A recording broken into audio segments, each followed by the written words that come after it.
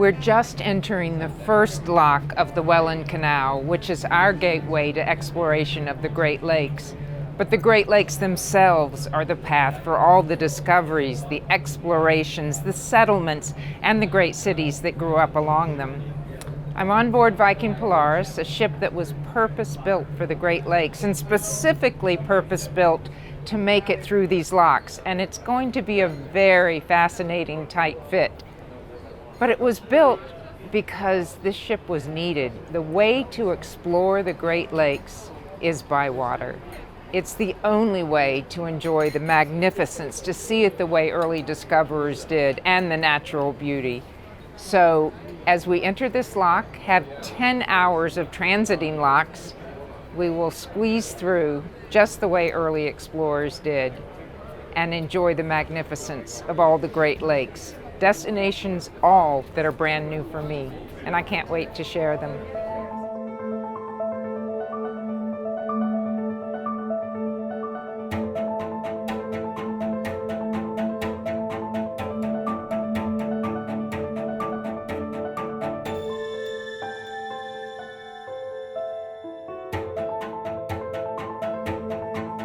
Captain Olivier, I last sailed with you in Antarctica, which was fabulous, and I was thrilled you were on board again with us. Thank you, Jean. So nice to have you back on board. Oh, it is fun to be back on board. Now it's a different environment coming here in the Great Lakes. Oh, so different. Yeah. And we're only on day 2. Only on day 2, already in the Welland Canal today. So you see a little bit tricky passages. We have 8 locks to pass in the Welland Canal.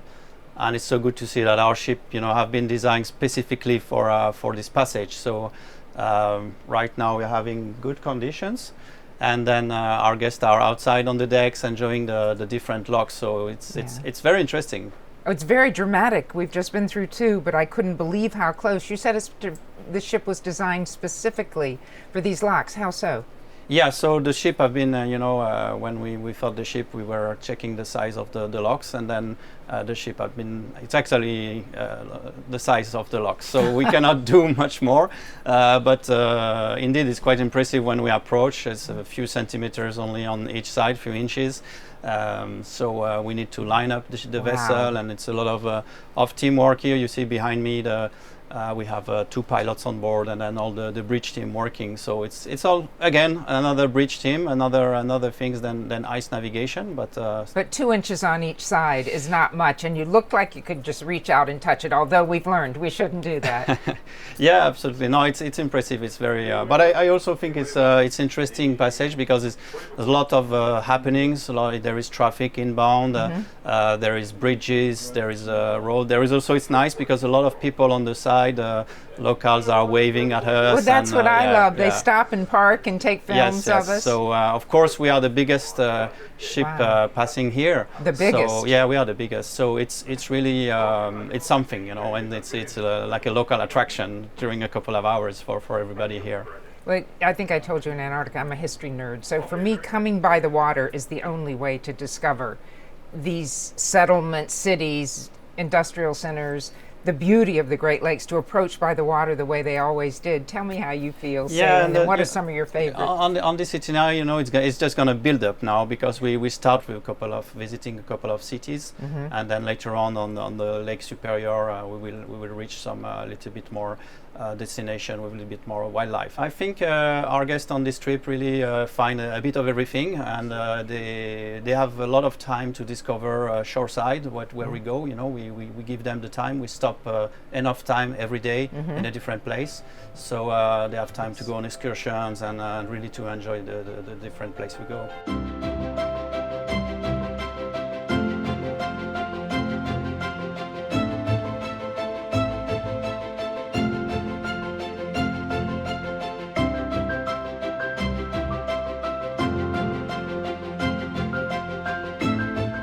After a fascinating day transiting the Welland Canal, we entered Lake Erie and docked in Port Colborne. The magnificent Niagara Falls were our destination, and a rainy day only enhanced the experience.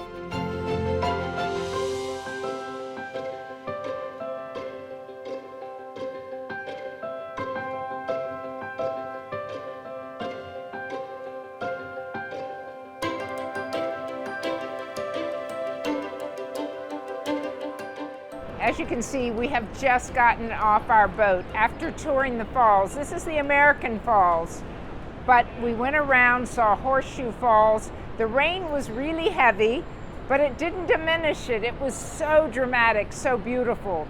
It really is fantastic, and it's my first visit, so I'm ready to come back on a sunny day, but I hear in the sun it's not quite as dramatic. So things work out.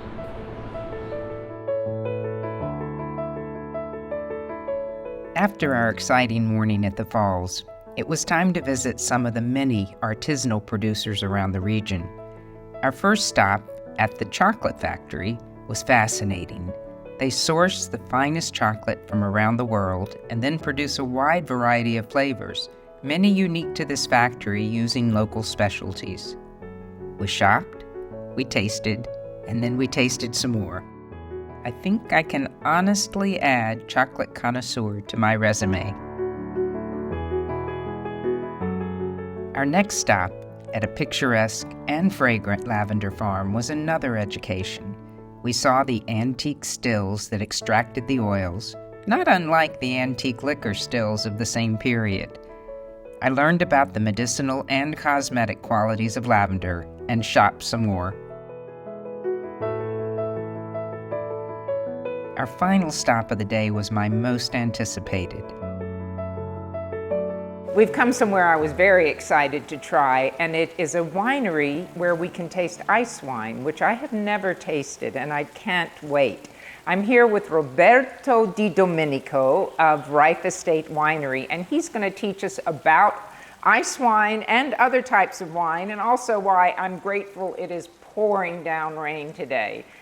And I'm being sarcastic, but perhaps I should not be. Roberto, thank you so much for teaching us, and for I can't wait the tasting. Oh, good. It's a great day. Although it looks wet and the ducks are happy, but we haven't had rain in like 4 weeks plus. Oh. And the vines are really dry, and this just brings life to the whole peninsula. Well, then I won't. I'll quit complaining. Yeah, and don't I'll be complain. glad for you. I'll be glad for Every you. farmer around here is jumping for joy with this rain. So. Okay, that takes precedence. Yes.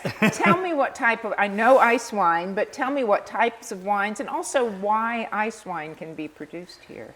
Well, Reif Estate Winery, first of all, I'll go back to where we are. So we are one of the oldest wineries in Niagara-on-the-Lake, and we have been producing ice wine since the early 80s. So we're one of the grandparents of ice wine making in the region. Okay. And one of the key factors why we can do ice wine in Canada, and we are the biggest producers in the world, is the climate and grape variety. So specifically, we use one grape variety, Vidal, which does the bulk of the ice I wines. haven't heard of that. Yeah, it's a French hybrid grape variety, but it's very thick skin, so it doesn't break down when we leave it into the cold months of January and February to harvest. And how cold would it get here? We need minimum -8 to make ice wine, Celsius. So it's pretty cold. But then I cut you off. You said when we harvest in January and February? Yes. Oh, Yes. explain that. So what happens is we leave the grapes on the vines. We have to net them because the birds will eat everything if we don't. Frozen grapes. And we harvest the grapes frozen. So they're like little marbles So when we press, you're literally getting almost a drop of juice out of one berry. Oh, So wow. if you could just envision that's super, super concentrated juice. Very. And in turn, it creates a juice and a must and a wine that's super flavorful and just explodes in your palate when you try it. And you said this area is the biggest producers in the world of ice wine. Yes, we are. Oh, wow. And we're consistent. We can do it consistently because we do have the climate that gives us that cold every year. Okay. Other regions, for example, Germany, where it originated, they don't make ice wine every year. They can't because of their climate, but we are guaranteed every year to get the cold weather that allows us to make their beautiful ice wines. Oh, cruise Niagara Falls, come taste ice wine. I think your Perfect region day. is pretty special. It is. We are definitely special You here. really are. It is a perfect day, even with the rain. Yes. Let's go taste. Okay, great. So this is our Vidal ice wine. The first thing that will hit you is that beautiful amber color. Look at that color. It's. Now, this is purely a dessert wine, or could it also be an aperitif? It can be an aperitif as well, yes. And they've done a lot of things with ice wines, and they've tried them. Like the classic classic pairing for a Vidal ice wine is blue cheese. Oh, Any I style, can whether it's a imagine that. Stilton or a Gorgonzola, anything like that is a classic. And what you're doing is you're hitting extremes. You're going extreme with that tang and that I can saltiness taste of a that, blue, yeah. and then you go with that sweetness and that balanced acidity that you get with the ice wine. Oh, how perfect for a dessert. All right. Give it a little twirl, All right. and we'll salute. Salud. Salute. Oh, it smells Yes. so divine. Yes, that's the first thing you're hit with, is that aromas of honey, of apricot, of peach. It's very strong, Yes. stronger than regular wine. Yes.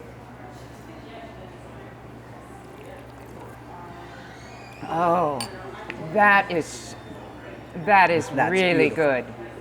good. I would have given it an award too, but it's Perfect. sweet, but it's not sickly sweet. It's not sickly sweet, and the key is acidity. Okay. So when I explained how ice wine is made, the grapes are frozen and I'm concentrating everything. I'm not only concentrating the sugar, but I'm concentrating a lot of the flavor and a lot of the acidity. And that's what helps break the sugar, which makes it a little bit easier to drink. It kind of cuts through the sugar so it's not cloying in any way. Very much Yeah, so. yeah. Very much. I was shocked, and makes it so pleasant. And you always serve it chilled, but the key with ice wine is once it hits the palate and that warmth from your palate, it really starts to explode with the aromatics and all the flavors, and it really just opens up in your palate. That's the I love beauty of it. ice wine. I love it. So this would be a replacement, if you were British, like my cameraman, for port. For port, exactly. Yeah, this is what it would. Exactly. I like this better, Yeah, but yeah. don't tell them. We won't tell the Portuguese. Yeah, but it is That quite really special. is good. Yeah, yeah, I love that. I will take some home with me. perfect. Love it. And our next one, which is our red ice wine. So this uses a Cabernet. So we use a Cabernet grape, and you can see the color. We get a little bit of that, obviously, that nice red color. It's not dark because when you make red wines, a lot of the red color comes from the fermentation and that heat. Okay. But ice wine is frozen, so you're not getting the heat, but because it's ice wine, when you're pressing it, you do extract some color. So we get a little bit of that color. Now, how long had this been aged, the white one? That's a 2020, so it's 2020. yeah, So 2020. you don't have to age it that No, long to not get at that all. wonderful flavor. And this one is a 19, A 19. 2019. So you get very different. You get strawberry, you get some Cherry. of that berry fruit in there, right? All right.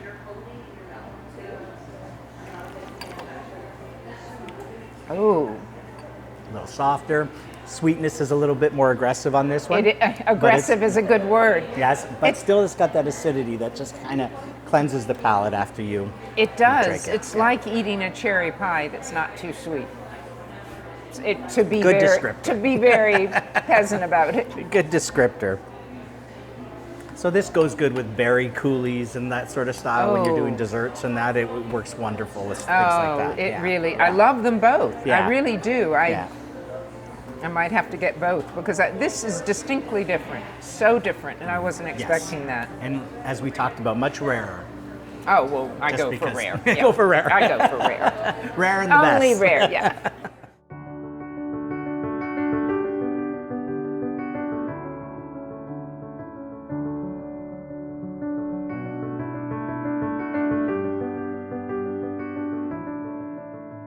After a delicious tasting of ice wines and some more shopping, it was back to our comfortable home on board Viking Polaris as we continued sailing around Lake Erie. Our next stop, Cleveland, Ohio, another new destination for me.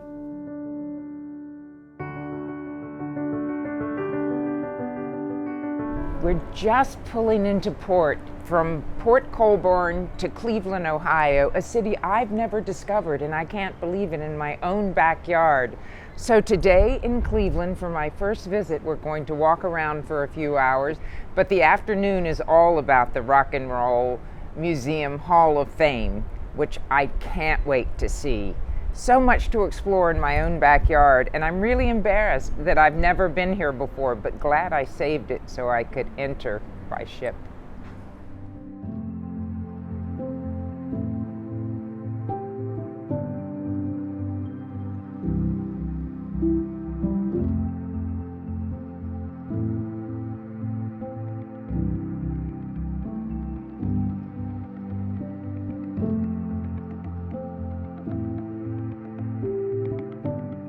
Susan, right in the center of the city, in the shadow of the city, is a farm.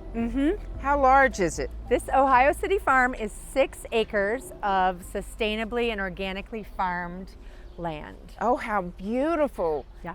Now, where do they sell the produce? At the market? They actually sell it out of their farm stand right here on site. Okay. They sell it to consumers who buy a share and pick up their box weekly, and many of the restaurants in town use them on their menu items. So, Oh, it just looks, I see squash. yes. I don't know what this is. Looks like we've got some kale coming up right over Okay, here. thank you. You're a better farmer than I am. Radishes right there. So 6 acres. 6 acres. And the greenhouses, so does it go all year? They do grow all year. Not, we're in Cleveland, so it's a little harder in January and February, but they do grow greens in their greenhouses throughout the year. Wow. Yes, it's pretty amazing. They started farming here in 2010 because nothing can sit here because it's so close to the river. Oh.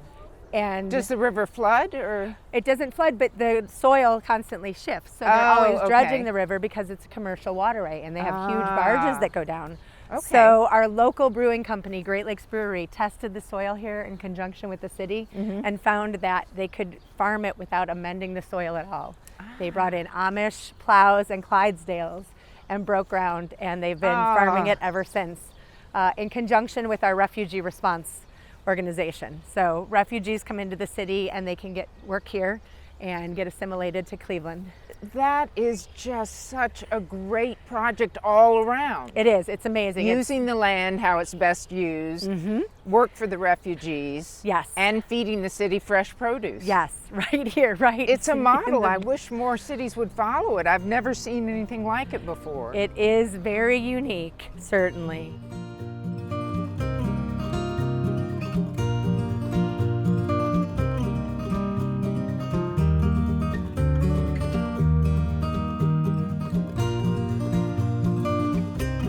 Downtown Cleveland was full of surprises for me, and I loved spending the morning exploring.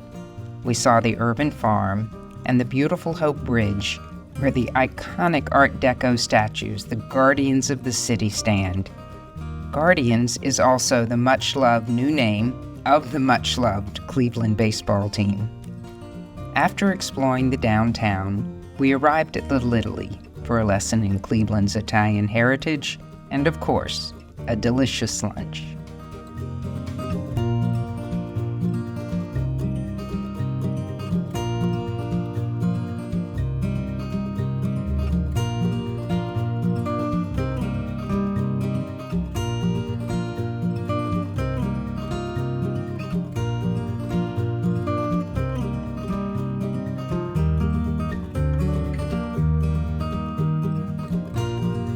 I bet you can guess where I am.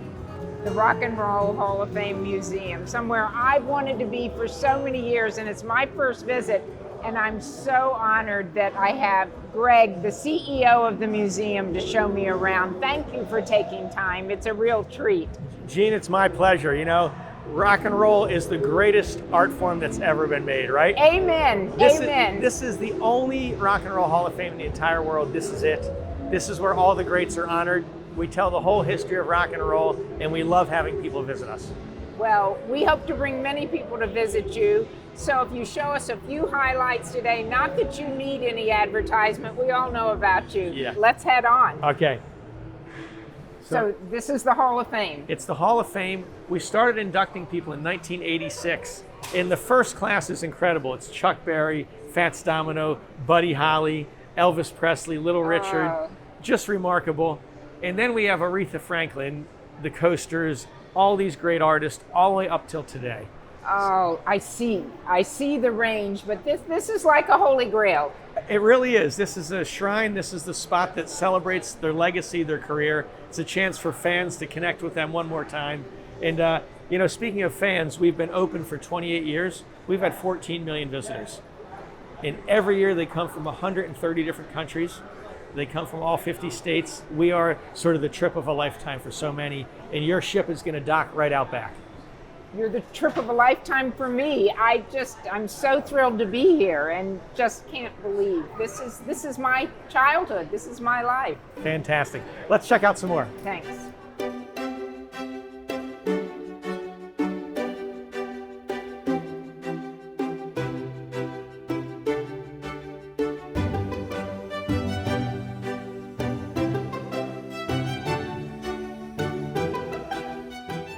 We're standing inside the pyramid here. Yeah. In the main exhibit hall is all the way underground, all the way out to the street. Oh, That's where we're going. okay. So we're going under. Yes. Love it. You lead the way. Okay.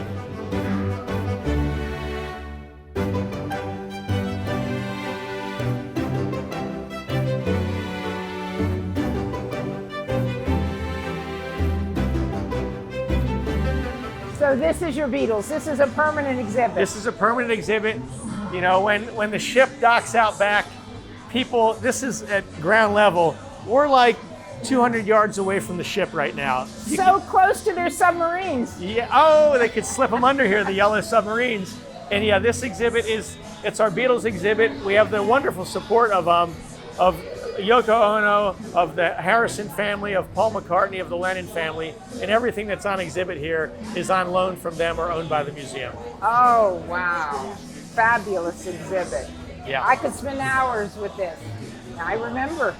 Yeah. Oh, They yeah. wore these on Ed Sullivan. They did. In fact, this for many, you know, this was a flashpoint when the Beatles played Ed Sullivan in 1964.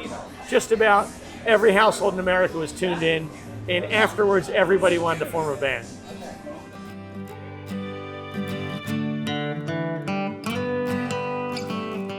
Well, we just inaugurated last year a cruise on the Mississippi. I was just in Memphis. Well, I'm thrilled to see it. Memphis is a huge part of the rock and roll story, and in this part of the museum, we tell the rock and roll history through the cities. So it's Memphis, it's Detroit, it's San Francisco, it's London, it's New York, it's LA, and my hometown, Philadelphia, all right here to tell that story. Oh, I love the Memphis. And it's not just Elvis. It's not, it's It's Elvis. a lot of Elvis. It's Carl Perkins, it's Johnny Cash, it's Jerry Lee Lewis, they're all Memphis. It is great, but I love it by city. That gives a whole different perspective. Yeah. Oh, thanks. You're traveling. Yeah, absolutely. And then this is Motown. Oh. So the Supremes, Smokey Robinson, the Miracles. This is where we're headed tomorrow. Oh, the ship's going to Detroit. Yep, tomorrow. Wonderful. Well, I hope you have a good soundtrack on the ship. You can blast this music. If not, I'll purchase one here, so we'll be sure. That Yep. is fabulous. Super. Greg, I can't thank you enough for taking time to walk us through. I want to spend another 2 or 3 hours here, which I'm going to do, but we're going to send a lot of guests who I know will love it. But I also think Mr. Hagen will be here soon to see your Beatles. They're fabulous. Well, we can't wait to welcome your guests to the Rock and Roll Hall of Fame. We're thrilled that Viking is coming to Cleveland. Seeing that ship out there is majestic, and we would love to host Mr. Hagen as well as all of your guests. Oh, thank you so much. I really appreciate it. My pleasure. It's been exciting.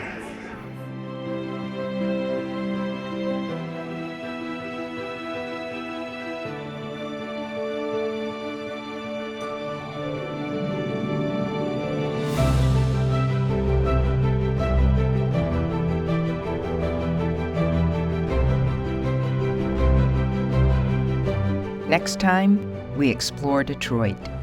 And of course, that means the legacy and many inspirations of Henry Ford.